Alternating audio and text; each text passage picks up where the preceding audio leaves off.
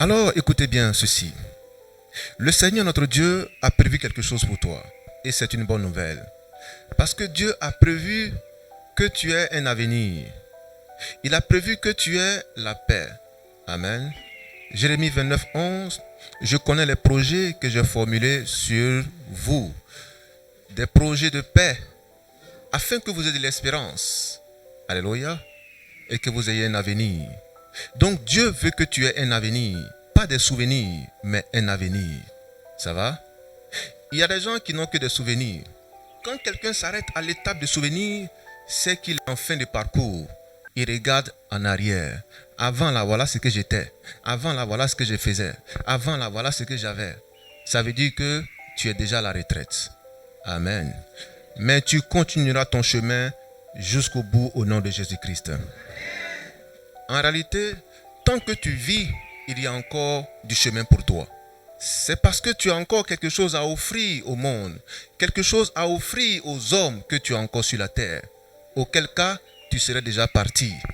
Alors dis à ton frère, je suis utile. Je suis important. Je suis utile. Je suis important. Alléluia. Tu es important pour quelqu'un, pour ta famille, pour tes parents, pour tes voisins, pour le monde. Tu es important pour le monde. Tu es important pour le monde. Ça va? Alors arrête de dire non, ma vie c'est un cauchemar. Non, ta vie est une bénédiction de Dieu. Je reprends. Ta vie est une bénédiction de Dieu. Tu n'as pas échoué. Ça ne fait que commencer. Alléluia. Ce que tu appelles échec, ce n'est qu'une échelle vers ton succès. Car il a dit, tu auras du succès. C'est pas ce que tu écris? Il n'a pas dit succès ou bien il a dit un autre mot? Mais pourquoi les gens ont peur de dire le mot succès? Dis à ton frère succès. Dis-le fortement. Succès. Il n'a rien compris. Succès. Il n'a rien entendu. Succès. Ça ne vient pas par ici. Succès. Fortement. Succès. Acclamons notre Dieu.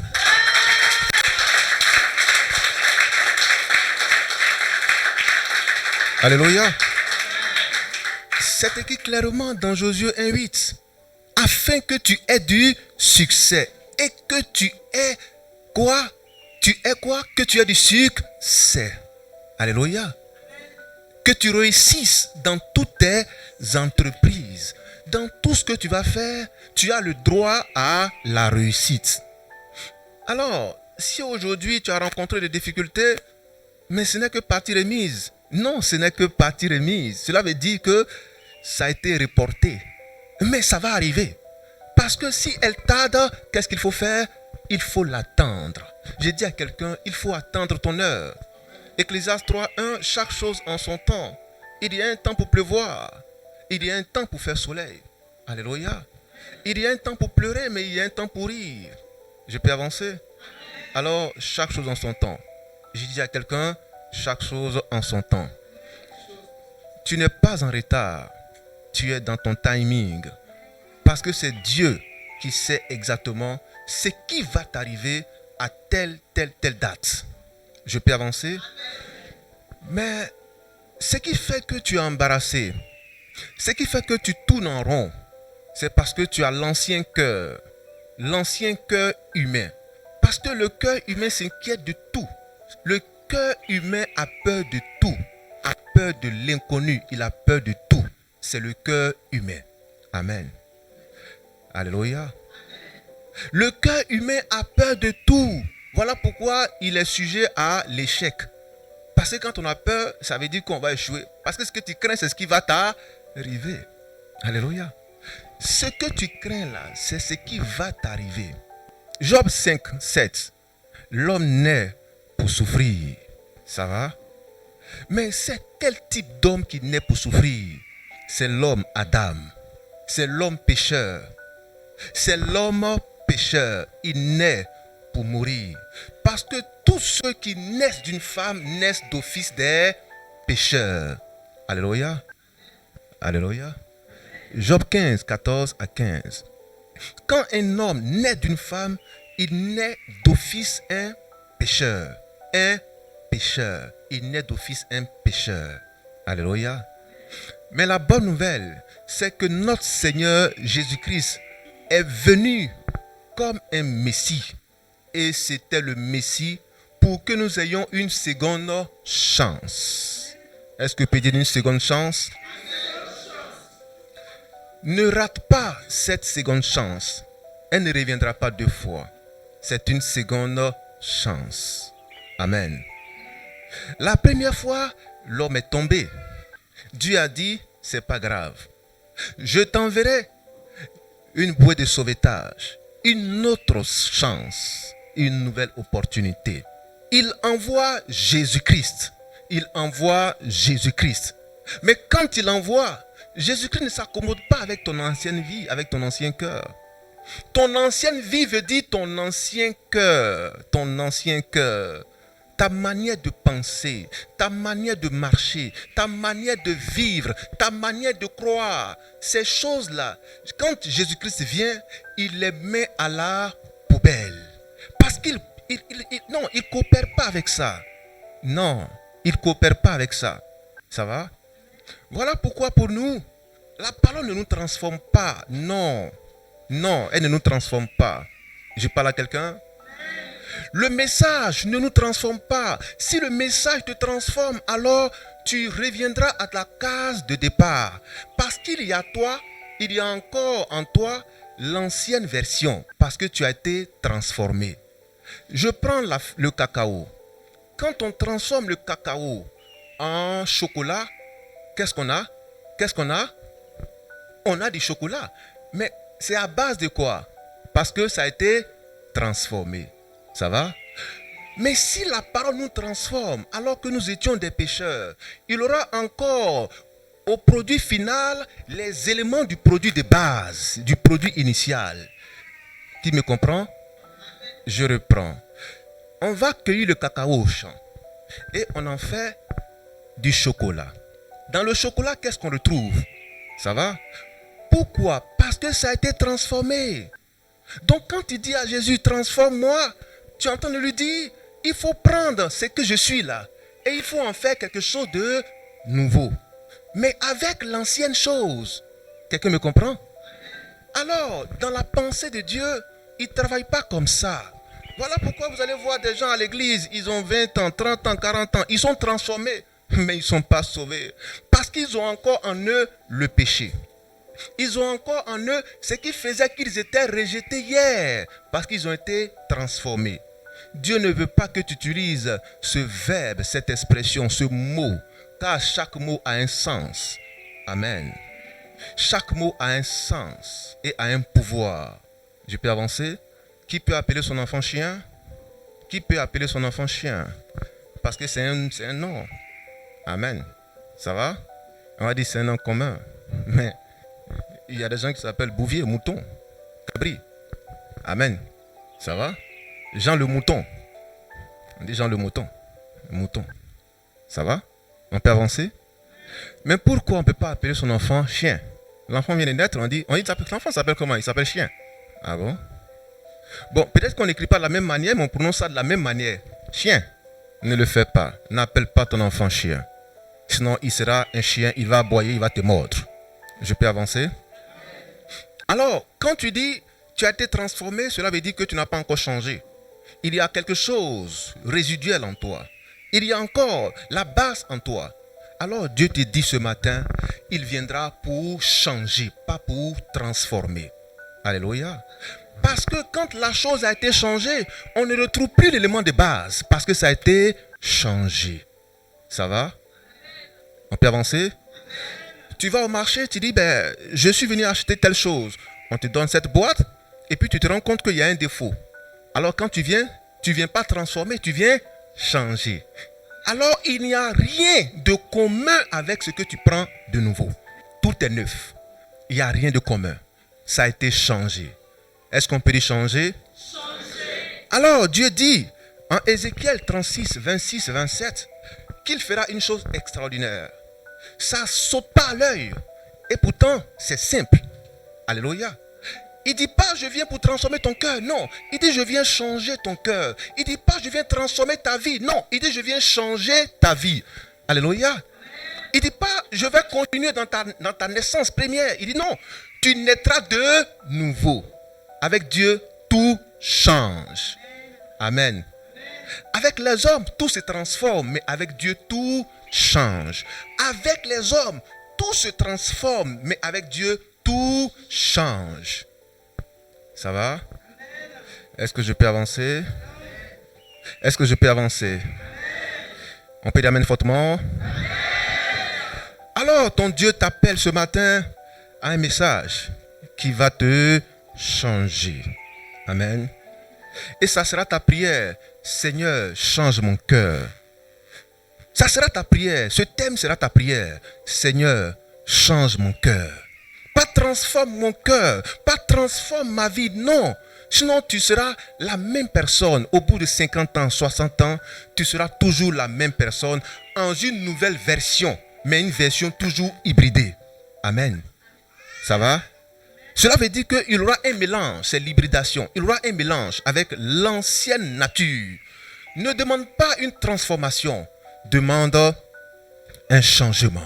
Alors tu diras, Seigneur, change mon cœur. Quand Dieu a changé ton cœur, il a changé ta façon de penser, ta façon d'adorer, ta façon de regarder la parole, ta façon de comprendre la parole, ta manière d'appliquer la parole. Parce qu'il a changé tout le système. Amen. Je suis en train de parler à quelqu'un. Alléluia. Alléluia.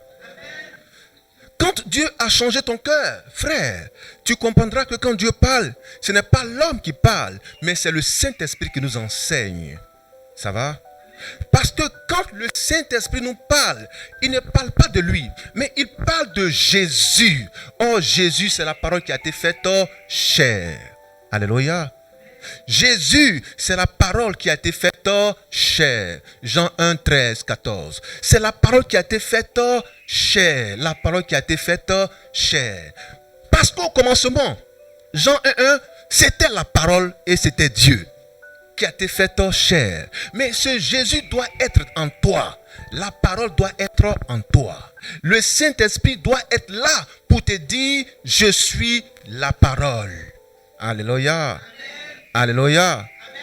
Voyez-vous, en Jean 14, 26, 27, voilà ce que notre Seigneur nous dit. Écoutez-moi, peuple de Dieu. Quand les gens parlent du Saint-Esprit, ils ne savent pas de quoi ils parlent. Le Saint-Esprit, ce n'est pas un esprit qui vient et qui te fait parler en langue pour te dire que je suis en toi. Non, non. Dis à ton frère non. Parce que les gens croient que on a le Saint-Esprit parce qu'on parle en langue. C'est faux, frère. Les commiens parlent en langue. Les sorciers parlent en langue. Les noussis parlent en langue. Les artistes parlent en langue. Je peux avancer? Je peux avancer? Mais il y avait un artiste en Côte d'Ivoire ici, quand il chante, il parle en langue. Et les gens dansent. C'est vrai ou c'est faux? Les artistes du coupé décalé, ils parlent en langue. Et ils vous disent, je suis en train de parler en langue. Et il y a des gens qui sont en onction quand ces artistes-là parlent en langue dans leurs concerts. On vient les prendre sur les brancards. Parce qu'ils perdent l'essence. Ils s'évanouissent. C'est vrai ou c'est faux? Vous n'avez jamais vu ça dans un concert? Les gens tombaient en syncope sous l'effet d'une onction venant d'un artiste qui vient de fumer sa drogue. On peut avancer? Frère, je vais vous dire une chose. L'église est un lieu où on connaît la vérité. La parole est un lieu où on connaît la vérité. Il dit, vous connaîtrez la vérité et la vérité vous rendra libre. Mais qu'est-ce que vous venez faire à l'église? Je vous pose la question. Vous venez à l'église pour faire quoi? Vous venez à l'église pour faire quoi? Alléluia. Mais c'est pour connaître la vérité. Lisons maintenant. Jean 14, 26. Alléluia. Jean 8, 32. Vous connaîtrez la vérité et la vérité vous rendra libre. Mais c'est où vous allez connaître cette vérité-là? C'est au champ? C'est au campement? C'est au travail? Mais c'est à l'église. Parce qu'à l'église, il y a un homme de Dieu qui vous dira la parole de Dieu. Jean 17, 17. Qui est la vérité. Recevez cela et soyez libres. Recevez cela et soyez délivrés.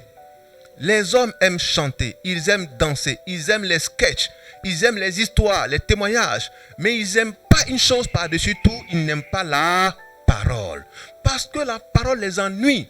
Mais tu ne seras pas ennuyé au nom de Jésus-Christ. Oui, frère. Jean 14, 26. Écoutez, peuple de Dieu. Mais le consolateur, l'Esprit Saint, le consolateur. Il y a un consolateur. Quelqu'un qui vient pour nous dire Yako, le consolateur. Alléluia. Quelqu'un qui viendra pour nous dire Yako, le consolateur. Alléluia. Or, on dit Yako lorsque tu as eu problème.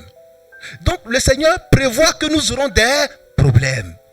Il prévoit en même temps celui qui viendra nous dire Yako. On peut avancer? Est-ce qu'on aime ce Dieu? Alléluia. Oui, frère. l'Esprit Saint, L'Esprit Saint, c'est celui qui viendra nous dire Yako. que le Père enverra en mon nom. Le Dieu créateur lui-même enverra quelqu'un pour nous dire Yako. Oui. Vous enseignera. Il vous enseignera. Le Saint-Esprit fera quoi? Vous enseignera. Alors, peuple de Dieu, retenez ce mot enseigner. Frère, une église qui n'aime pas la parole, c'est une église qui n'a pas le Saint-Esprit. Parce que le premier rôle du Saint-Esprit, c'est d'enseigner. Il y a des gens qui n'aiment pas la parole, qui n'aiment pas les enseignements. Mais toi, tu sais de quoi tu parles quand tu parles de Dieu? Puisque tu es le Saint-Esprit, tu le détestes, tu n'aimes pas ses enseignements. Il t'ennuie quand il parle. Est-ce que tu l'as une fois entendu? Est-ce que tu l'as une fois reçu? C'est de lui dont on parle ce matin. Il s'appelle le Saint-Esprit. Oui, frère. Vous enseignera toutes choses. Il vous enseignera toutes choses. Pas certaines choses, mais toutes choses. Il vous enseignera toutes choses. Oui, frère. Et vous rappellera. Et il vous rappellera. Waouh. Cela Tout veut ce dire que, que- attends frère, cela veut dire que ça sera vraiment un lourd bagage. Non seulement il va vous enseigner, mais il va vous faire des rappels. Aïe. Quand le professeur rentre en salle et puis il commence à faire rappel, sans avoir commencé même le cours, tu sais où tu t'en vas. Il faut attraper ta ceinture, il faut attraper ta chaise. C'est que ça ne finit pas aujourd'hui. Il y a rappel et puis il y a cours. Après le cours, il y a encore rappel. Après le rappel, il y a interro, il y a devoir. Tu sors quand? Amen. Amen. On peut avancer? Est-ce qu'on peut avancer? Le Saint-Esprit est un pédagogue, c'est un professeur, c'est un enseignant, c'est un répétiteur. Le Saint-Esprit nous enseigne et il nous rappelle. Il nous enseigne et il nous rappelle. Mais qui a une fois vu à l'œil nu le Saint-Esprit? Qui l'a une fois vu? Frère, le Saint-Esprit est toujours dans un homme qui vous enseigne la parole de Dieu. On peut dire Amen? Alléluia. Je reprends. Le Saint-Esprit est dans un homme qui vous enseigne la parole de Dieu, qui vous fait des rappels, qui vous enseigne, qui vous fait des rappels, afin que vous sachiez les choses de Dieu, que vous les gardiez et que vous les pratiquiez. Le Saint-Esprit. On peut dire faitement le Saint-Esprit? Le Saint-Esprit. Parce qu'il dit que le Saint-Esprit viendra. Le Saint-Esprit vous enseignera. Mais un esprit n'enseigne pas, un esprit ne vient pas. Amen. Il est considéré comme une personne. Vrai ou faux? Il est considéré comme une personne, comme quelqu'un, un être, le Saint-Esprit. Il viendra, il vous enseignera, il vous rappellera. C'est comme si on parlait d'un homme. Alléluia. Alors frère, le Saint-Esprit, c'est l'esprit que Dieu envoie dans un homme pour vous enseigner, pour vous rappeler, pour vous mettre sur la voie de Dieu. Car il viendra, il vous enseignera, il vous rappellera. Amen. On peut avancer? Alors, la parole de Dieu que vous voyez là, c'est une parole inspirée.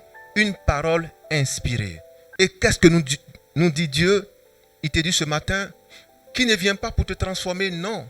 Mais il vient pour te changer. Amen. Il change ton cœur. Il change ton esprit. Oh, les pensées des hommes viennent du cœur. Donc, en changeant ton cœur, il change ta pensée. Ça va? En changeant ton cœur, quand tu dis à Dieu, Dieu change mon cœur, tu es en train de dire à Dieu, Dieu change ma pensée, change ma façon de voir, change ma façon de me comporter. C'est ce que tu es en train de dire dans ta prière ce matin. Seigneur, change mon cœur. Alléluia. Est-ce que je peux avancer?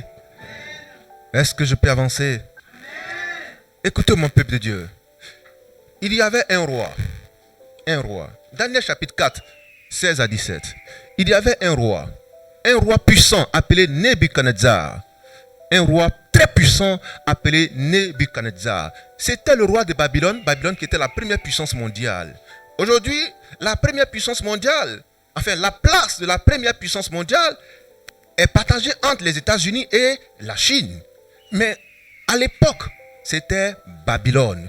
Et le roi, c'était Nebuchadnezzar. Le roi était tellement fort, il se permettait tout. Il se permettait tout. Amen. Jusqu'au point de se proclamer lui-même Dieu. Mais c'est en ce moment-là, Dieu lui donne un songe. C'est-à-dire, Dieu lui donne le couteau lui-même pour le tuer. Quelqu'un me comprend? Parce qu'il était tellement puissant, qui va faire un songe pour dire, j'ai songé sur le roi, Dieu m'a donné un songe sur le roi, que le roi allait devenir une bête. Qui peut avoir un tel songe et oser aller le dire au roi? C'est pas la mort, toi et ta famille, ça? Amen. Le roi, j'ai eu un songe, tu es devenu une bête sauvage, tu mangeais des herbes. Tu vas dire ça comment? C'est pourquoi Dieu, sachant le caractère de l'homme, il lui fait faire lui-même le songe. Amen. Le roi lui-même voit une bête sauvage. Amen. En train de brouter dans le royaume. Il cherche la signification. Parce que quand Dieu veut te donner un message, frère, si tu veux ce jour-là, il faut boire koutoukou, il faut dormir. Tu auras le message là. Tu vas l'avoir. Tu vas l'avoir. Quand Dieu veut te parler, ce n'est pas une affaire de dire non, je me suis levé, j'ai oublié. C'est parce que ce n'est pas Dieu qui voulait te parler. Si c'est lui qui veut te parler, frère, tu vas te lever, tu vas voir ça en direct. On peut avancer? Le roi se lève. Il a le songe à l'esprit, mot pour mot. Il cherche la signification. Parce qu'il sait que Dieu veut lui parler. Il aurait pu se taire là-dessus. Mais il ne s'est pas tu. Il a cherché dans tout le royaume, tous les devins, tous les prêtres, les satrapes, tous ceux qui pouvaient apporter quelque chose. Mais il y a un homme, Daniel, lui seul qui avait la révélation. Parce qu'il avait en lui le Saint-Esprit. Il avait en lui le Saint-Esprit. Et le Saint-Esprit qui était en lui, lui a révélé les choses cachées de Dieu. Et Daniel lui dit, roi, ce que je vois là, ça ne va pas te plaire. Si tu veux, il faut me tuer, mais elle te dit quand même. Amen. Frère, un homme de Dieu qui a l'onction n'a pas peur. Je reprends. Un homme de Dieu qui a l'onction de Dieu, pas l'onction de Satan, qui n'a pas l'onction d'un politicien, pas l'onction d'un gourou, d'un père spirituel. Je reprends. Un homme de Dieu qui a l'onction de Dieu, pas l'onction d'un homme de, pas l'onction d'un politicien, pas l'onction d'un père spirituel, pas l'onction satanique, mais un homme de Dieu qui a l'onction de Dieu dira la vérité. Même au prix de sa mort, il dira, au prix de sa vie, il dira la vérité. Alléluia. Tous les hommes que Dieu a envoyés ont été mis en prison, ont été tués, soit mis en prison, soit tués, soit en captivité, soit en exil. Pourquoi ils étaient toujours exilés? Pourquoi ils étaient toujours hors de la ville? Pourquoi ils étaient toujours pourchassés, toujours mis en prison? Pourquoi ils étaient toujours tués? Voilà Jean-Baptiste. Jean-Baptiste qui a reconnu Dieu sur la terre. Il dit, voici l'agneau de Dieu qui ôte le péché du monde. Quand il a fini de dire ça, on l'a attrapé, on dit, viens ici. C'est toi qui connais Dieu, non? Il faut venir. Tu connais Dieu. C'est toi qui connais Dieu. Tu connais la justice de Dieu. Tu reconnais Dieu sur la terre. Viens. Jean-Baptiste vient. Et pourtant, il était l'ami du gouverneur. Mais frère, quand tu es ami de président, ami des ministres, si Dieu t'a oint pour parler, tu vas cracher la vérité. Ils ont appelé Jean-Baptiste. On dit, viens. Ce n'est même pas pour une affaire de femme. C'est parce qu'il disait la vérité. Ils l'ont appelé, viens. On l'a mis en prison pour le mariner un peu. Quand on l'en fait sortir, on le met sur un plateau. On prend une hache. On coupe sa tête. On met sa tête sur un plateau. Et on vient l'exhiber dans une salle de fêtes. C'était un homme de Dieu. Le seul homme qui a pu reconnaître Dieu sur la terre, on l'a guillotiné. Alléluia. Je peux avancer? Regardez tous les apôtres de Jésus. Et tous ont été mis soit en prison, soit assassinés. Jésus lui-même, qu'est-ce qui lui est arrivé? On l'a mis en prison et on l'a mis sur une pêche. On dit voilà, c'est celui-là qui dit il est Dieu là. Voilà. C'est ça, il est Dieu. Il n'a même pas de pouvoir pour se libérer. Lui là, c'est Dieu. C'est comme ça, Jésus, notre Seigneur, compris aujourd'hui, c'est comme ça on l'a tué. Alléluia. Parce qu'il disait la vérité. Frère, quand tu es un homme que Dieu a envoyé, tu n'as pas peur de la prison, tu n'as pas peur de la mort. Parce que ta vie là, c'est Christ. Si tu vis, ce n'est plus toi, mais c'est Christ qui vit en toi. Tu diras la vérité au prix de ta vie. Et c'est ça la vérité. On peut avancer? Est-ce qu'on peut avancer? Alléluia. Alléluia. Frère, je vais vous décevoir. Notre Seigneur Jésus-Christ, il faisait des miracles, des prodiges. Il prophétisait. Il faisait des grands miracles. Beaucoup d'hommes le suivaient parce qu'il faisait des miracles. Mais quand il a commencé à prêcher, il y a seulement 12 qui l'ont suivi. Seulement 12. 12 hommes seulement composaient l'église de Jésus. 12 hommes, 12 hommes. Parmi les 12, il y avait encore un faux type. Donc en réalité, Jésus avait combien d'hommes? 11 qui écoutaient sa parole. 11 personnes. Alléluia. Je peux avancer? Est-ce que je peux avancer? Alors que le nombre ne vous effraie pas en disant mais ils ne sont pas des milliers, ils ne sont pas des millions. Est-ce que c'est Dieu? Mais Matthieu 7, 12 à 14 est clair. Large et spacieuse est la porte qui mène à la perdition. Et la porte qui mène dans le feu, elle est large et elle est spacieuse. Alléluia. Beaucoup passent par là, mais étroite est la porte et resserré est le chemin qui mène à la vie. Peu de personnes les trouvent. Il y a deux choses. La porte, il faut la chercher. Le chemin, il faut le chercher. Alléluia. La porte, est-ce que tu l'as trouvée? Le chemin, est-ce que tu l'as aussi trouvé? Amen. Pour aller à la perdition dans le feu, on ne cherche pas. Tu es déjà dedans. Mais c'est parce que tu vois que le feu est en train de brûler que tu te cherches pour trouver une porte de secours. Alléluia. Je peux avancer? Alors, frères et sœurs, faites attention.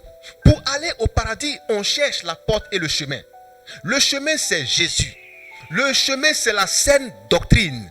Elle ne fait pas plaisir. Elle dérange les mœurs. Elle dérange les doctrines. Elle dérange les codes. Parce que c'est le chemin de Dieu. Quand Jésus-Christ l'a inauguré, on l'a tué. Quand les apôtres ont pris l'héritage, on les a tués. Alléluia. Cela veut dire que le message qui donne la vie, là, les gens n'en voudront pas. Ils voudront l'étouffer et le tuer. Mais il a dit il aura un reste. Je prie que ce reste se manifeste. Je prie que ce reste se manifeste. Je prie que ce reste se manifeste. Car toute la nature attend la révélation des fils de Dieu. Mais pourtant la nature est déjà là. Mais pourquoi elle attend maintenant la révélation des fils de Dieu? Amen. La nature est là. Mais pourquoi attend-elle maintenant la révélation des fils de Dieu? Je peux avancer? Donc le monde est peuplé d'hommes. Mais attention, pas de fils de Dieu. Matthieu 13. Alors, il faut que les fils de Dieu soient révélés. Or, les fils de Dieu sont les fils parole. Je peux avancer? Oh! Elle parle en langue, elle a le Saint-Esprit. Il parle en langue, il a le Saint-Esprit. Non, ce n'est pas la mesure du Saint-Esprit, le parler en langue. Il prophétise, il a le Saint-Esprit. Non, ce n'est pas la mesure du Saint-Esprit. Parce que lisez bien 1 Corinthiens 12.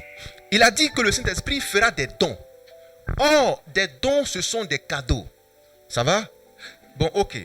On dit quelqu'un est venu, c'est ton oncle, c'est ta tante qui vient et qui te fait un cadeau. Mais quand ton oncle t'a fait un cadeau, est-ce que c'est ton oncle qui est le cadeau? C'est ton oncle qui est le cadeau? Mais ton oncle vient, il te donne 1000 francs. Il dit, tiens, c'est bien. Tiens 1000 francs. Ou bien, tiens tel cadeau. Et puis, il s'en va. Amen. Mais il t'a donné le cadeau, il est parti. Ce n'est pas lui le cadeau, mais il t'a fait un cadeau. C'est ce qui est écrit dans 1 Corinthiens 12. Le Saint-Esprit vient et nous fait des dons. C'est-à-dire, il nous donne des cadeaux et il s'en va. L'un des cadeaux, c'est voir, c'est entendre, c'est prophétiser. Ce sont des cadeaux. Mais ce n'est pas le Saint-Esprit. Je peux avancer maintenant? Qui a compris cela? Disons amen fortement. Quelqu'un dit j'ai le Saint-Esprit parce que je prophétise. Non, tu as reçu un cadeau du Saint-Esprit. Mais pour savoir si tu l'as, est-ce que tu aimes sa parole? Parce qu'il s'incarne dans sa parole. Quand elle demeure en toi, c'est dans ce moment-là que tu diras j'ai le Saint-Esprit. Alléluia. Je peux avancer. C'est pourquoi il y a des gens, Matthieu 7, 21, 23, qui prophétisaient, qui chassaient les démons. Et quand Jésus est revenu, ils ont dit, mais Seigneur, n'avons-nous pas chassé les démons? N'avons-nous pas prophétisé en ton nom? Mais non, vous avez reçu les cadeaux de l'Esprit et vous pensez que vous avez reçu l'Esprit. Non, ça ne vous sauve pas. Ce qui vous sauve, c'est lui-même le Saint-Esprit qui vous sauve. Car il vous étiquette, il vous marque comme appartenant au royaume des cieux. Ça va? C'est pourquoi Matthieu 6, 33, il dit cherchez premièrement le royaume et la justice de Dieu. En d'autres termes, cherchez premièrement le Saint-Esprit. Et les autres choses vous seront données par-dessus. Ça va? Ça va? Cherchez d'abord le Saint-Esprit et vous aurez les cadeaux. Amen. Amen. Amen. Je peux avancer? Est-ce qu'on aime la parole? Alors, frères et sœurs, voilà pourquoi en Daniel 4, 16, 17, on a vu un roi, Nebuchadnezzar, qui était en son temps l'homme le plus puissant de la terre. L'homme le plus puissant de la terre. Mes frères et sœurs, est-ce qu'on est tous ensemble? Quand Dieu voulait mettre un thème à son royaume, souvent c'est l'homme qui se presse. Non, lui il n'a qu'à quitter au pouvoir. Lui, on n'aime pas sa tête. On va se battre. On va faire ceci. Il faut aller. Il faut partir. Tu vas voir qui a mis le sel dans la mer. Il faut partir, tu vas faire. Amen. Quand Dieu a décidé quelque chose, frère, tu montes, tu descends, ça va t'arriver. C'est le temps que tu ne connais pas, mais ça ne va pas te rater, ça va te prendre. Amen. Le roi Nebuchadnezzar, il était tellement fort que Dieu dit, attends, je vais te montrer toi-même ta mort. Toi-même, je vais te montrer toi-même ta mort. Et Dieu lui donne un songe où il devient une bête, un bœuf, qui broute l'herbe. Un bœuf qui broute l'herbe. Daniel lui dit, c'est toi-même. Roi, c'est toi qui seras bœuf. Tu vas brouter l'herbe comme un bœuf. Il dit, en bon? Il dit, mais qu'est-ce que je peux faire? En ce moment, il est devenu humble. Il n'a pas dit de te tuer. Il est devenu humble. Parce qu'il sait qui parlait. Amen. On peut avancer? Et aussitôt, qu'est-ce que Dieu fit? Dieu a exécuté sa sentence contre lui. Le roi, oui, faisons la lecture, le roi est devenu une autre personne.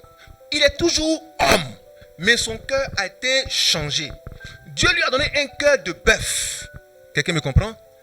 Je reprends. Dieu lui a donné un cœur de bœuf. Voilà pourquoi vous voyez des fous dans la rue. Mais ce sont des hommes, mais leurs cœurs ont été changés par la sorcellerie. Il se comporte comme un animal parce que son cœur a été changé. Voilà où les sorciers prennent ça. Amen. Je peux avancer? Parce que les sorciers ne font que ce qui est écrit. Lisez bien Matthieu chapitre 4. Satan a dit, il est écrit. Tout ce qu'ils font parce que c'est écrit. Sinon, ils ne peuvent pas le faire. Je peux avancer?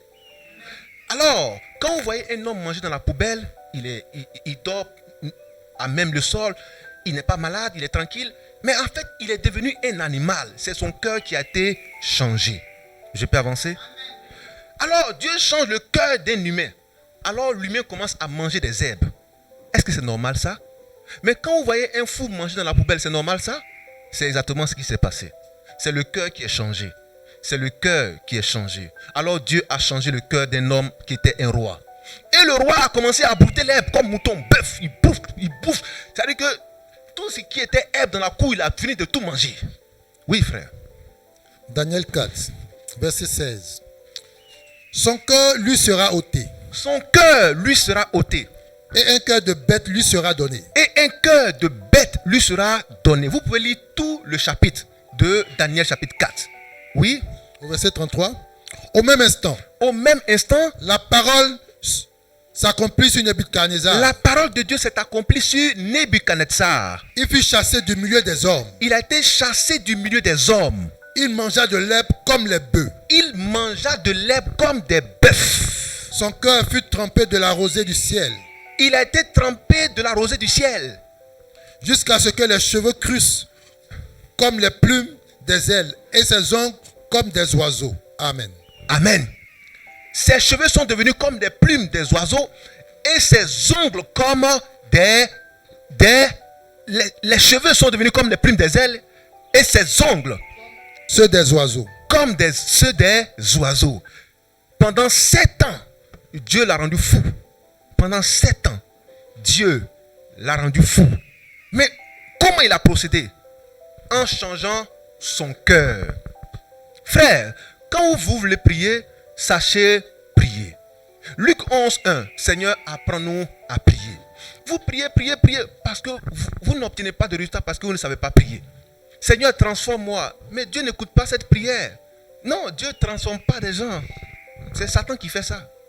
Mais Dieu change des gens en changeant leur cœur, leur pensée, en changeant leur nature. Dieu change les gens. Amen. Il change le cœur. En changeant le cœur, il change ta manière de penser. Amen. Quand un homme va vers une femme, mais il la voit, mais c'est son cœur qui reste là. Mais quand son cœur a été enlevé, mais il ne ressent plus rien pour la femme. C'est le cœur. C'est vrai ou c'est faux? Vice versa, c'est le cœur. Quand tu vois un homme, tu vois une femme, ils sont là, mais en réalité, c'est le cœur qui est là. C'est à cause du cœur qu'ils sont ensemble. Si on enlève le cœur, mais ils vont se chercher. Qui est fou? Hein, frère? On peut dire amen? On dit, mais tu as cœur, hein, toi là, tu as cœur. C'est le cœur qui fait que l'on est là. C'est le cœur qui fait que l'on remporte des victoires. C'est le cœur qui fait que les gens font des combats. On dit, mais tu as cœur, hein, toi tu vas prendre cœur à lui. Qui comprend maintenant le langage? Qui comprend le langage des Ivoiriens? Les Ivoiriens, ils comprennent beaucoup de choses. Hein? Amen. Frère, tout c'est le cœur. Dis à ton frère, c'est le cœur. Alors, Dieu change ton cœur. Quand tu fais ta prière, dis Seigneur, change mon cœur. Pourquoi que ce soit, dis Seigneur, change mon cœur. Si Dieu n'a pas changé ton cœur, frère, tu n'aboutiras à rien. Tu veux remporter des victoires, mais il faut avoir le cœur d'un lion pour remporter la victoire. Alléluia. Est-ce que je peux avancer? On aime la parole? Alléluia. Alléluia. Alors, frères et sœurs, comme ton cœur est précieux et comme ton cœur est le centre des décisions, Dieu te dit, fais attention. Fais attention à ton cœur. Proverbe 4, 23. Garde-le plus que toute autre chose, parce que de lui viennent les sources de la vie, ton cœur. N'expose pas ton cœur à toutes sortes de chocs. N'expose pas ton cœur à toutes sortes de dépravations, parce que c'est un endroit stratégique. Je peux avancer? Alléluia. Il y a des gens qui exposent leur cœur à la facilité. La facilité de s'énerver, la facilité de faire ceci, de voler, de mentir. Mais fais attention, ton cœur, c'est le centre, c'est le centre, ton cœur, c'est le centre. Amen. Garde ton cœur, dis à ton frère, garde ton cœur. C'est un lieu stratégique, un lieu de défense, un lieu de progrès, un lieu de succès, un lieu de vie. Garde ton cœur. Alléluia. Je peux avancer? Alléluia. C'est pourquoi, frères et sœurs, il y a une chose extrêmement importante pour savoir comment garder son cœur. Une chose extrêmement importante pour savoir comment rentrer dans ce changement de cœur avec le Seigneur. Quand tu dis à Dieu, Seigneur, change mon cœur, Dieu procède de cette manière. La première chose qu'il fait, comme on l'a dit, il change ton cœur. Et quand il a changé ton cœur, la deuxième chose qu'il fait, il met une sémence dans le cœur. Une sémence dans le cœur. Alléluia. Matthieu 22, 36 à 40. Il met une sémence dans le cœur. La première sémence qu'il met dans le cœur, c'est l'amour. Amen. Parce que si tu as l'amour, tu sauras comment garder ton cœur. Parce que tu sauras t'aimer.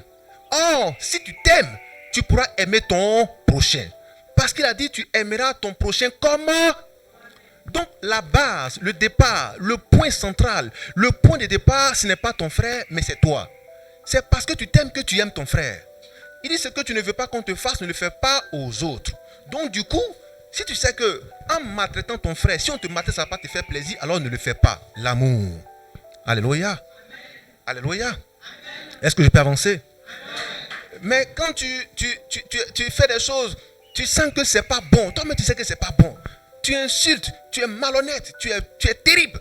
Mais si on te fait ça, tu ne vas pas accepter, ça va te déranger. Donc quand tu aimes, du coup, tu ne fais pas ça à l'autre. Je peux avancer? On peut t'amener fortement? Alors, quand Dieu change ton cœur, la première chose qu'il fait, il met la sémence de l'amour. La sémence de l'amour. Afin que tu puisses aimer Dieu. Or, Dieu, c'est la parole. Jean 1:1. Quand tu commences à aimer Dieu, cela va dire que tu vas aimer les hommes. Parce que tu auras l'énergie, la puissance, la force pour aimer les autres malgré leurs défauts. Tu vas les supporter, les aimer, les soutenir, les encourager, les conseiller, être avec eux. Parce que ce n'est plus toi, mais c'est le Saint-Esprit qui le fait en toi. Alléluia. C'est pourquoi, logiquement, tu vas voir un homme dans son comportement physique, mais c'est dégueulasse. Il est insupportable, il est invivable. Tu dis, mais ça là, est-ce qu'on peut. Un gars comme ça, est-ce qu'il est sociable? Mais c'est un faux type, ce gars-là. Et puis, le Saint-Esprit va te dire, non, il faut l'aimer. Ah, Seigneur, celui-là, de l'aimer. Il dit, il faut l'aimer. Parce que Dieu fait toutes choses pour un but. Même le voleur pour le jour du malheur. Alléluia. Il y a des gens qui ont mauvais caractère au départ. Mais Dieu dit, sois patient avec lui. Sois patient avec lui. En étant patient avec lui, tu es en train de forger un homme. Tu es en train de forger un homme. Alléluia. Parce qu'en lui se cache une grâce, un bonheur, une étoile, une vie. Mais qu'il ignore lui-même. Quand tu l'aides à se connaître lui-même et quand il arrive au point où il découvre qui il est, le monde est sauvé. Parce qu'en lui, il y a une grâce. Telle était l'histoire de Paul, qu'on appelait Saul de Tarse. C'était un persécuteur à outrance des églises. Mais si Dieu voulait le tuer, on n'allait jamais avoir l'évangile dans les nations. Dieu l'a accompagné, il l'a aimé, il l'a conduit, il l'a protégé jusqu'à la voie de Damas, où il a dit, celui-là c'est un homme que j'avais programmé pour le salut des nations. Alléluia. Alléluia. Alléluia. Mais Moïse, on dit tous Moïse. Mais Moïse était un meurtrier. Moïse était un meurtrier, sa place c'était dans la prison. C'était un bandit, un meurtrier. En voulant sauver quelqu'un, il allait tuer quelqu'un. Finalement, qu'est-ce qu'on retient de lui? C'est un meurtrier. Alléluia. Frère, tu fais parler avec quelqu'un, tu fais la lutte avec quelqu'un et puis il tombe, il meurt. Tu es quoi? Aïe. Tu es un meurtrier. Tu es un meurtrier. Tu es un meurtrier. Tu sais rouler voiture, tu t'en connais quelqu'un, il meurt. Tu es quoi? Mais on te prend, on te met en prison. Tu es un meurtrier. C'est comme ça la loi interprète les choses. Je peux avancer? Mais c'est ce Moïse-là que Dieu prend. Il dit, viens. Je sais que tu es meurtrier, mais il faut laisser ça. Laisse. Viens. Moi, je t'avais programmé pour être le sauveur de mon peuple. Va le sauver maintenant. Dieu ne lui a pas dit, mais je vais te faire un procès. Non, il ne lui a pas fait de procès. Il dit, va et sauve mon peuple. Je peux avancer? Parce que Dieu l'avait aimé. C'est pourquoi Dieu veut que nous nous aimions les uns les autres. Parce qu'il nous a aimés, aimons les autres. Parce que tu n'aimes pas, tu bloques ta vie, tu bloques ton étoile. Mais ce matin, Dieu te débloque au nom de Jésus-Christ. Quand tu n'aimes pas, tu fermes ta voie pour le succès. Tu fermes ta voie pour le bonheur. Tu fermes ta voie pour l'épanouissement. Tu fermes ta voie pour la vie. Voilà pourquoi Dieu te donne la semence de l'amour pour que tu puisses aimer. Afin que ta voie soit dégagée. Il faut aimer au nom de Jésus-Christ. Non, on m'a giflé. Jésus a dit, c'est pas grave, donne l'autre jour. Tu dis, non, ils vont voir qui a mis l'eau dans le coco. Ne dis pas ça. Il ne faut pas chercher à savoir qui a mis l'eau dans le coco. Il faut laisser ça. Amen. Il faut tendre l'autre jour. Ils n'ont qu'à gifler encore. Cela veut dire, même si on t'a giflé 2 fois, il faut laisser tomber, il faut avancer. Non, c'est quelle humiliation ça? Jésus a été humilié, il faut aussi être humilié. Il faut avancer, ce n'est pas grave. Le silence est l'arme des plus forts. Je parle à quelqu'un? Non, pour moi, n'est-ce pas l'étranger? Tu as fait bagarre, il tombe, boum, il meurt. C'est là que tu vas voir qui a mis l'eau, qui a mis sel dans la mer. On peut avancer? Parce que tu n'obéis pas à la voix de Dieu. Il dit laisse tomber, tu dis non, tu ressoules tes manches, tu as fait karaté, tu as fait kung fu, tu as fait ça sur lui. Il faut faire. Dis à ton frère, il faut faire. Il faut faire. Je connais quelqu'un, ils sont tombés sur lui, ils l'ont lutté. Lui-même, il cherchait l'argent avant. Quand ils l'ont lutté, il allait au commissariat, allait porter plainte à la gendarmerie. Il dit, on m'a lutté, on m'a volé tel nombre de francs. Ils ont gâté mon téléphone. Ah, lui, mais il n'avait même pas bon téléphone, même pas. Il avait iPhone 17. Hein? Mais il dit, le préjudice s'élève à près de 500 000. Il dit, ils vont payer. Moi, mais c'est chaud sur moi, j'ai quelqu'un qui me frappait. Ils vont payer ça. Finalement, ils ont négocié avec lui. Ils ont négocié, pardon. Ils ont fait toute la journée là-bas. Pardon. Les gars qui avaient foi, ça sont venus péter devant lui comme ça. Ah, Dieu, toi aussi, tu es petit comme ça, et puis ton cœur est gros comme ça. Pardon, faut laisser tomber. Il dit, laisse pas tomber, mon âme va sortir. Moi, même c'est chaud sur moi, je cherche l'argent, je cherche quelqu'un qui me frappait ou quelqu'un m'a frappé. Frère, il est sorti là avec son argent. Il a pris quelque chose, il est parti avec beaucoup de pardon, avec beaucoup d'honneur. Parce que tu ne veux pas laisser pour toi, ça va mal se terminer pour toi. Je parle à quelqu'un. Est-ce qu'on est toujours ensemble? Écoutez la voix de Dieu, vous sortirez grandi. Vous aimez trop parler, laisse pour toi. Quelqu'un a dit laisse pour toi à Dieu, c'est pas faux, laisse pour toi à Dieu. Continue ton chemin, Dieu fera ton combat. Alléluia. On peut avancer? Est-ce qu'on aime ce Dieu? Alors frères et sœurs, Dieu change ton cœur afin que tu aies un cœur d'amour, que tu aimes ton prochain, que tu aimes Dieu par-dessus tout d'abord. Parce qu'en aimant Dieu, tu vas forcément aimer les gens. Frère, si tu aimes Dieu, tu aimes forcément les gens. Tu ne peux pas dire que tu aimes Dieu et tu n'aimes pas les gens. Mais quand je vois les gens venir à l'église, j'aime Dieu, ils sont bien sapés, bien habillés, talons ici, chaussures ici, tout ce qui est là. Et puis il voit son frère, il déteste son frère, il ne parle même pas à son frère ou à sa soeur. Mais c'est un hypocrite, un pharisien. Amen. Non, c'est faux. Tu es un hypocrite, tu es un pharisien. Parce que tu ne peux pas dire que tu aimes Dieu et puis tu vas détester ton frère. C'est impossible. C'est impossible. Frère, tu mens. Alors toutes tes prières viennent d'être annulées. Dieu veut que tu aies du succès. Dieu veut que tu réussisses dans tes entreprises. Mais il change d'abord ton cœur. Il change d'abord ton cœur. Et quand il change ton cœur, il te donne un cœur d'amour. Un cœur fertile, un cœur de chair. Parce que la pierre ne retient pas l'eau. La pierre fait ruisseler l'eau. Amen. Voilà pourquoi à la base, ton cœur est un cœur de pierre. Mais quand il te donne un cœur de chair, ça veut dire que l'eau peut pénétrer dans ton cœur. L'eau peut pénétrer dans le cœur. C'est un cœur de chair. Or, quand l'eau pénètre, ça veut dire que la sémence qui est déposée va germer. Porter de bons fruits.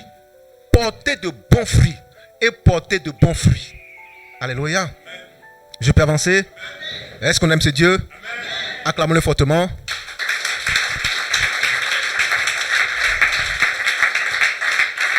Alléluia. Alors, le combat que tu vas mener à compter de maintenant, Seigneur, change mon cœur. Maintenant, quand tu as dit Seigneur, change mon cœur, rassure-toi qu'il t'a donné un cœur d'amour. Est-ce que tu aimes? Si tu vois que tu n'aimes pas quelqu'un particulièrement, dis Seigneur, Satan veut que je déteste tel frère, telle soeur. Je ne veux pas. Je résiste à cela. Et tu commences à prier pour le frère. Si ça persiste, alors tu dis Seigneur, donne-moi la force. Je vais faire un jeûne pour mon frère. Il faut que je l'aime. Je dois jeûner pour lui. Je dois jeûner pour notre amour. Je dois l'aimer. Parce que il y va de mon bonheur, de mon succès. Il y va de la réussite de mes entreprises. Je ne peux pas détester quelqu'un et vouloir réussir avec toi. C'est impossible. Le diable le fait, mais pas toi. Donne-moi un cœur pour aimer mon frère. Amen. Donne-moi un cœur pour l'aimer. Frère, c'est ce que Dieu veut et c'est ce qu'il attend de toi. Si tu ne le fais pas, alors tu ne bougeras pas. Alors dis à ton frère, bouge. Alléluia. Non, je n'aime pas la soeur là. Je n'aime pas le frère là. Ah, je n'aime pas mon patron. Et puis tu prends son argent. Amen.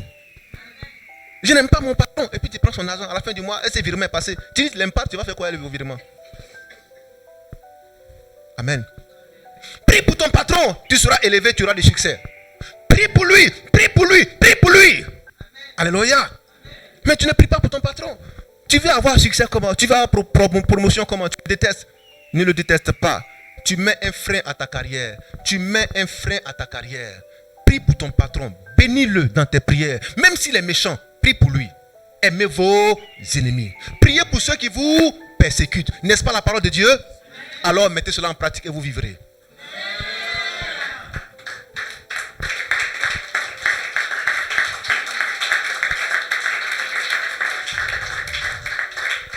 Alléluia. Frère, c'est la loi de Dieu. Et c'est la puissance de Dieu. C'est la loi de Dieu. C'est la puissance de Dieu. Je reprends. C'est la loi de Dieu. C'est la puissance de Dieu. On peut avancer? Alléluia. Quand l'amour a commencé à s'installer dans ta vie, tu verras que Dieu t'aime. Et comme tu vois que Dieu t'aime, frères et sœurs, comme tu sens et que tu es convaincu que Dieu t'aime, c'est en ce moment-là que tu te dis, waouh, mais si Dieu m'aime, mais pourquoi suis-je encore un pécheur? C'est bizarre ça. Si Dieu m'aime, pourquoi suis-je encore appelé un pécheur? Et ne suis-je pas appelé fils de Dieu? C'est bizarre ça. Mais comment Dieu m'aime et puis je suis encore un pécheur? Je n'ai pas encore changé d'identité. Je n'ai pas encore changé de nom. Mais quelque chose cloche. Quelque chose est louche dans cette affaire. Est-ce que le diable n'est pas en train de me distraire pour me faire passer toujours pour un pécheur? Oh, si je suis un pécheur, je suis un maudit. Amen. Alléluia. C'est en ce moment-là que le Saint-Esprit t'enseigne toutes choses. Jean 14, 26. Il t'enseigne toutes choses. Et il te dit, il faut croire. Croire seulement. Alléluia. Croire seulement. J'ai dit, croire seulement.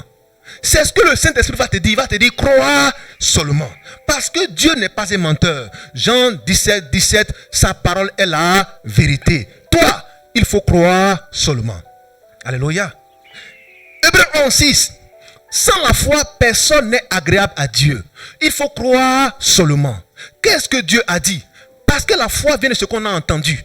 Pour avoir la foi, il faut entendre quelqu'un prêcher. Si tu n'entends pas quelqu'un prêcher, tu n'auras pas la foi. Tu dis non, moi je lis beaucoup. Frère, Dieu ne peut pas se tromper. Et la parole est la parole, c'est la vérité. Non, je lis beaucoup. Il n'a pas dit quand tu vas lire, tu auras la foi. Romains 10, 17. La foi vient de ce qu'on entend. Qu'est-ce que tu as entendu? Car Jean 1, 1, au commencement était la parole. Il n'a pas dit au commencement était la lecture. Il dit au commencement était la parole. La parole là, c'est ce qu'on a prononcé. C'est ça qui était au commencement. Et c'est ça qui te donne la foi pour que tu sois sauvé, régénéré et changé. Je peux avancer? Qui a compris cela? Dieu ne veut pas que tu sois transformé. Non. Parce que si tu es transformé, tu seras hybridé. Il ne veut pas que tu sois transformé. Non, Dieu ne te transforme pas. Dieu te change en changeant ton cœur. Dieu te change en changeant ton cœur. Dieu te change en changeant ton cœur. Alléluia. Il te dit naître de nouveau, c'est nouveau. Le renouvellement de l'intelligence, c'est nouveau. Romains 12, 2. Ne vous conformez pas au siècle présent, mais soyez transformés par le renouvellement de l'intelligence. On dit renouvellement. Ce n'est pas une transformation, mais c'est un changement. Le renouvellement. La nouvelle naissance veut dire que tu es né de nouveau. Alléluia. Je peux avancer? Est-ce que je peux avancer? Alors, il y a la fin d'un premier cycle et il y a le commencement d'un nouveau cycle. Je peux avancer? Ce n'est pas une continuité, non. C'est la fin d'un cycle. Et cela s'appelle l'Ancien Testament. Et le Nouveau Testament s'ouvre avec la grâce de Dieu où nous devons naître de nouveau. Une nouvelle identité, une nouvelle vie, un nouveau cœur, un esprit qui nous conduit. Je peux avancer? Alors, dans cette nouvelle alliance, dans cette bonne nouvelle pour l'Église, peuple de Dieu, Dieu te dit, tu n'es pas un pécheur. Si tu crois en Jésus, tu n'es plus un pécheur. Si tu crois en Jésus, que tu l'as accepté de tout ton cœur, tu n'es plus un pécheur. Si tu as été baptisé dans ce message qui te dit que tu n'es plus un pécheur, alors tu n'es plus un pécheur. Marc 16, 15 à 16. À celui qui croira et qui sera baptisé sera sauvé. Parce que avant d'être baptisé, il faut d'abord croire. Mais en quel message? La saine doctrine. Je peux avancer? 1 Jean 3. 1 Jean 3. Écoutez attentivement. Selon 1 Jean 3, 8 à 10, votre Dieu vous parle. Alléluia. Il dit celui qui est né de Dieu ne peut pécher. Vous êtes de Dieu. Vous êtes de Dieu. Alors, vous n'êtes pas des pécheurs. Mais qu'est-ce qui te permet de comprendre cela? Parce que Dieu a changé ton cœur. Il a changé tes oreilles, ta mentalité. Il a changé ton esprit. De sorte que tu saches que tu as reçu maintenant un esprit nouveau. Le Saint-Esprit qui te donne la marque du salut. Et comme la marque du salut est en toi, cela te dit clairement qu'il n'y a plus de marque de malédiction sur ta vie. Plus de marque de condamnation sur ta vie. Tu es un homme sauvé. Tu es un homme sauvé. Un homme changé et sauvé. Un homme sauvé. Un homme changé et sauvé. Ce sont les pécheurs qui reçoivent la vérité. Mais quand ils ont reçu la vérité, ils changent d'état. Ils deviennent alors des saints, des justes, des sauvés. Oui, frère. 1 Jean 3, 8 à 10. Écoutez attentivement, peuple de Dieu. Celui qui pêche est du diable. Écoutez-moi. Peuple de Dieu, est-ce qu'on est tous ensemble? Amis de Jésus, est-ce que je vous parle? Oui, frère, écoutez attentivement. Celui qui pêche est du diable. Ok, frères et sœurs, allons-y terre à terre. Bas la terre. Il dit celui qui pêche est du Diable. Maintenant, les pécheurs sont de qui? Répondez.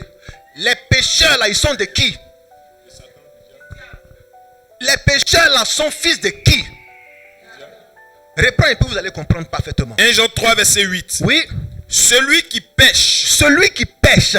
est du diable. Mais toi, toujours, tu dis, Seigneur, j'ai péché. Donc, cela, tu es en train de dire à Dieu que tu es du... Celui qui pêche est du... Diable. Celui qui pêche est du... Diable. Bon, ok. Comme j'étais un pécheur, j'étais du diable. J'étais dans le royaume de Satan. J'ai couru, je suis venu à Jésus. Maintenant, si je suis à Jésus, que Jésus-Christ m'a couvert là, je suis de qui? Je suis avec qui? Je suis dans qui? Je reprends. J'étais un pécheur. Le diable me réclamait parce que j'étais un pécheur. Je ne connaissais pas Jésus. J'étais dans les ténèbres, je ne connaissais pas Jésus. Dans le monde, dans l'iniquité, je ne connaissais pas Jésus. Le diable pouvait disposer de moi comme bon lui semblait. Bon, maintenant, la bonne nouvelle m'a appelé. J'ai couru, je suis venu à Jésus. Jésus m'a couvert. Qui suis-je? Encore un pécheur? Un sauvé. Acclamons cela.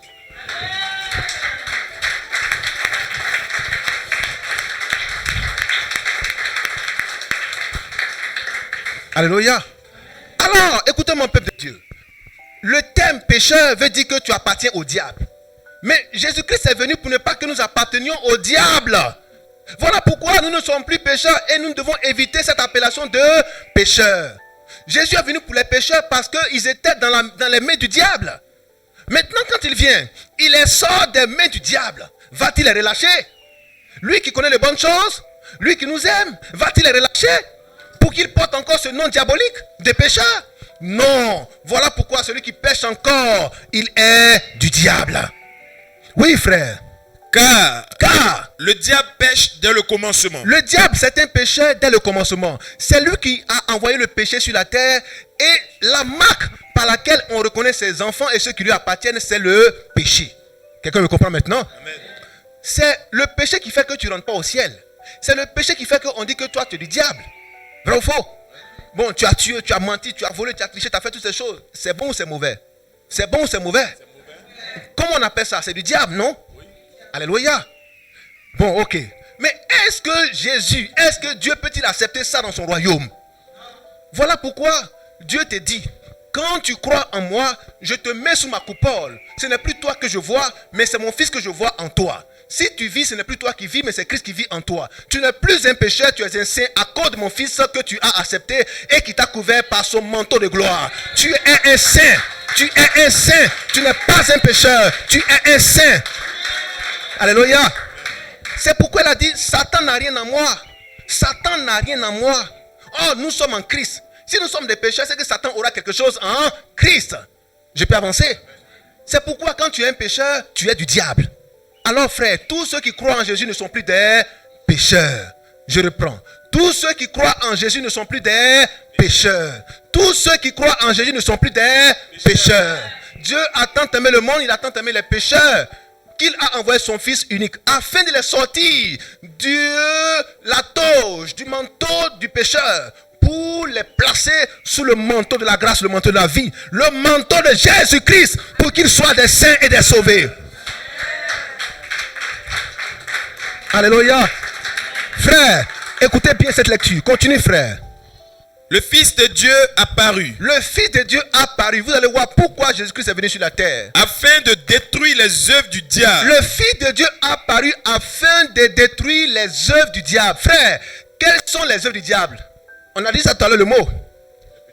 Mais les œuvres du diable, ce sont les péchés. C'est le péché. Donc Jésus-Christ a apparu afin de détruire le péché. En le clouant à la croix, en le détruisant à la croix. C'était le rôle pour lequel Jésus-Christ était venu. Afin de détruire le péché à la croix. En le clouant à la croix. En le clouant à la croix. Il a détruit le péché. C'était le but pour lequel il était venu. Lisons encore, écoutez attentivement, frères et sœurs. Quiconque est né de Dieu ne pratique pas le péché. Alors celui qui croit en Dieu, qui croit en Christ, celui-là ne pratique pas le péché. Pourquoi? Parce que la semence de Dieu demeure en lui. Oh, la semence de Dieu, c'est la parole. Parce que la parole demeure en lui, parce que le Saint-Esprit demeure en lui, alors il ne pêche pas. Et il ne peut pécher Il ne peut pécher. parce qu'il est né de Dieu. Bon, on dit qu'il faut naître de nouveau. Nicodème naît de nouveau. Oh, si Nicodème est né de nouveau, cela veut dire que Nicodème ne pêche plus. Frère, si tu es né de nouveau, cela veut dire que tu ne pêches plus. Si tu es né de nouveau, cela veut dire que tu ne pêches plus. Naître de nouveau, c'est croire en Jésus. Recevoir sa marque, le Saint-Esprit. Quand tu l'as reçu, que la parole est en toi, alors tu n'es plus un pécheur. C'est écrit noir sur blanc. Dis à ton frère, je ne suis plus un pécheur. Je ne suis plus un pécheur Parce que j'ai cru en Jésus. parce que j'ai cru en Jésus. J'ai gardé sa parole. J'ai gardé sa parole. Je la pratique. Je la pratique. Alors je ne suis plus un pécheur. Alors je ne suis plus un pécheur. Je suis un saint. Je suis un saint. Alléluia. Alléluia. Alléluia.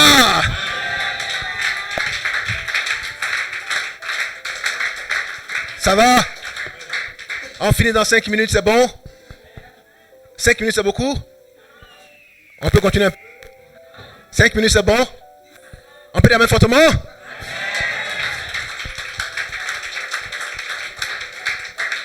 Alors, frères et sœurs, il dit, si tu as reçu le cœur nouveau, tu verras que tu n'es pas un pécheur. Tu commences à aimer Dieu parce que tu sais que Dieu t'aime. Et tu commences à aimer les autres. Comme tu t'aimes, tu ne vas pas t'appeler pécheur. Alléluia. Et comme tu ne t'appelles pas pécheur, tu vas voir ceux qui sont dans le péché, tu vas dire, hey, Seigneur, ils sont du diable. Tu vas t'empresser à aller les sauver pour qu'ils soient dans le camp de Dieu et qu'ils sortent du camp du diable. Parce que tu étais là, tu savais ce que cela te coûtait. Donc l'amour t'emmène à avoir la compassion pour les âmes et aller les chercher là où elles se trouvent, dans les mains du diable. Alléluia. Afin qu'ils ne soient plus des pécheurs, mais qu'ils soient des justes, des hommes sauvés, des hommes changés. Pas des hommes transformés, non, mais des hommes changés. Je peux avancer? Alléluia. Alors celui qui est né de Dieu ne pêche pas. Celui qui est né de Dieu ne pêche pas. Nicodème, né de nouveau, Jean 3. Mais ce Nicodème, c'est toi. Est-ce que tu es né de nouveau? Si tu es né de nouveau, alors tu n'es plus un pécheur. Si tu n'es plus un pécheur, alors c'est une bonne nouvelle pour toi. C'est pourquoi le message du Seigneur s'appelle la bonne nouvelle. Ça nous libère, ça nous sauve, ça nous régénère, ça nous change. Alléluia. Frère, si tu es changé, si tu as été changé, que ton cœur a été changé, ton statut a été changé, alors tout a été changé. Alléluia. On peut dire amen. 1 Pierre 2, 24-25, on s'arrête là. 1 Pierre 2, 24-25. Écoutez attentivement. Dieu a changé ton cœur. Tu aimes les gens parce que tu aimes Dieu, parce que tu sais que Dieu t'aime. Et comme Dieu t'aime, tu te dis plus pécheur parce qu'en réalité, la foi par Jésus-Christ t'a sauvé. T'a sorti du pouvoir de la mort, du pouvoir des ténèbres, du pouvoir de la maladie, du pouvoir de la condamnation. Pour que tu sois un homme libre, un homme sauvé, un homme changé. Alléluia. Et comme tu l'es, dans cet amour, tu vas aussi aimer à sauver les autres qui sont encore dans les ténèbres, qui sont encore des pécheurs. C'est pourquoi quand je vois des gens dire, tu bois, tu vas mourir, tu vas partir à l'enfer. Tu fais ceci, tu vas mourir, tu vas partir à l'enfer. Quand j'écoute ça, je dis waouh, c'est les gens qui ne connaissent pas la compassion de Dieu. Alléluia. Parce qu'on ne souhaite pas ça même à son pire ennemi. Je peux avancer. Ils sont dans des temps d'ignorance. Ils ne savent pas ce qu'ils font. Même quand on tuait Jésus, Jésus a dit, Père, pardonne-leur car ils ne savent pas ce qu'ils font. Mais toi, tu condamnes les gens qui boivent. Tu condamnes les gens qui insultent. Tu condamnes les gens qui se comportent mal. Ne les condamne pas. Aie compassion de ces gens et dis-leur le message qui va les sortir de ce pouvoir des ténèbres afin qu'ils soient sauvés. Je peux avancer? Frère, si tu continues comme ça, tu vas mourir, tu vas partir en enfer. Non, dis à ton frère, tu n'iras pas là-bas. Alléluia. Quelqu'un comprend mon langage? Tu n'iras pas là-bas. Parce que ta prière, c'est qu'il n'y aille pas. Ézéchiel 18, 23. Dieu ne veut pas la mort du pécheur, mais il veut que le pécheur se répande, se convertisse et soit sauvé. Alors, telle doit être ta prière. Seigneur, change mon cœur. Que je ne parle plus comme ça aux pécheurs. Que je ne regarde plus les gens comme ça de travers. Que je n'ai plus un tel cœur, mais que j'ai maintenant un cœur de chair. Qui conçoit que tu l'as aimé. Et qu'il doit aussi aimer son prochain comme lui-même. Qui conçoit qu'il a été véritablement changé pour aimer. Alléluia. Changer pour croire que Dieu l'a aimé. Pour changer son état spirituel. De pécheur qu'il est, il est maintenant un saint, un juste, un parfait. Un homme de Dieu, une fille de Dieu, un serviteur de Dieu, une servante de Dieu. Alléluia. Alléluia. Mais au-delà de cela, il veut que tu comprennes aussi cela. Pour ton corps, pour ton âme. Frère, 1 Pierre 2, 24 à 25. Lisons cela et gardez cela à l'esprit. Dieu vous a aussi sauvé de toute maladie. Oui, frère. 1 Pierre 2, 24 à 25. Lui qui a porté lui-même nos péchés. Il a porté lui-même nos péchés. En son corps sur le bois. Jésus a porté lui-même nos péchés en son corps sur le bois. Parce que toi tu dis que tu es un pécheur. Mais il te dit non. Il a porté tes péchés sur le bois du calvaire. Tu dis non, je suis encore un pécheur. Il te dit non, mon fils. Je te dis que ton péché là, c'est pourquoi je suis venu sur la terre. Pour le porter sur moi. Ou au bois du calvaire à la croix. Amen. Tu dis non, j'ai encore mon péché sur ma tête. J'ai encore mon péché. Il dit non, j'ai enlevé ça sur ta tête quand je suis venu sur la terre. Si tu crois en moi, tu croiras par la foi que j'ai pris ton péché. Et que je l'ai cloué à la croix. Alléluia. Amen.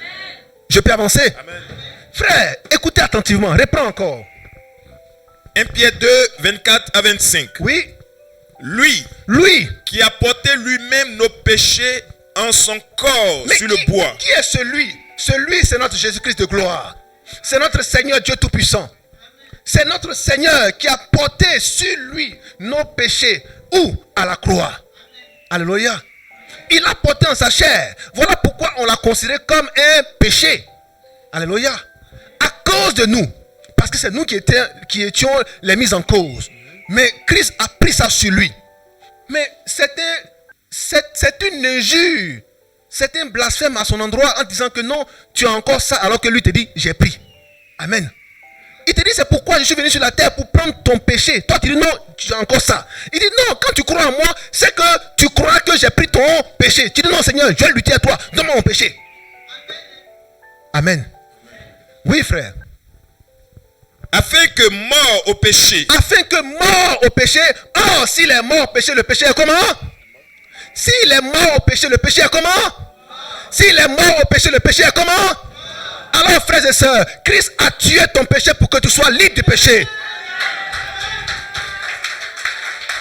Alléluia. Tu n'es plus un pécheur, mais un homme juste. Celui qui dit qu'il est un pécheur en croyant en Christ, c'est qu'il n'a pas cru en Christ. Parce que le but pour lequel Christ est venu, c'est pour tuer le péché qui était sur ta vie, qui te maudissait. Alléluia. Oui, frère. Afin que mort au péché. Afin que mort au péché. Nous vivions pour la justice. Nous vivions pour la justice. Que nous vivions maintenant en homme juste et droit. Lui. Par les meurtrissures duquel. Vous avez été guéris. Vous avez aussi été guéris. Non seulement il a pris vos péchés, mais en le faisant, il a fait d'une pierre deux coups. Il a pris vos péchés et il vous a aussi guéri de toute maladie. Revendiquez cela à partir de maintenant au nom de Jésus-Christ. Alléluia. Revendiquez cela au nom de Jésus-Christ. C'est votre héritage. C'est votre héritage. Vous avez droit à la bonne santé, droit à la vie éternelle, droit à la restauration. Parce que Dieu a envoyé un grand changement dans vos vies. Alléluia. Oui, continuons, frère. Car vous étiez comme des brebis errantes. Vous étiez comme des brebis errantes. Mais maintenant, vous êtes retournés Mais maintenant, quand vous avez cru en Christ, vous êtes retournés vers le pasteur vers le pasteur et le gardien de vos et le âmes. gardien de vos âmes. Amen. Vers le pasteur et le gardien de vos âmes. Vers le pasteur et le gardien de vos âmes. Vers le pasteur et le gardien de vos âmes. Alléluia. Alléluia. Alléluia. Est-ce qu'on est toujours ensemble? Dis à ton frère, le pasteur, pas les pasteurs. Le pasteur est le gardien de vos âmes. Alléluia. Alléluia. Alléluia. C'est ce que dit clairement Hébreux 13, 17. Le pasteur est le gardien de vos âmes. En ce moment-là, vous saurez que vous êtes sauvés, délivrés et restaurés, dont les cœurs ont été changés pour recevoir un cœur de chair, un cœur qui aime, un cœur qui supporte, un cœur qui pardonne, un cœur qui sait que son état a été changé. Tu étais pécheur, maintenant tu es un saint, un juste. Acclame-toi fortement pour cela.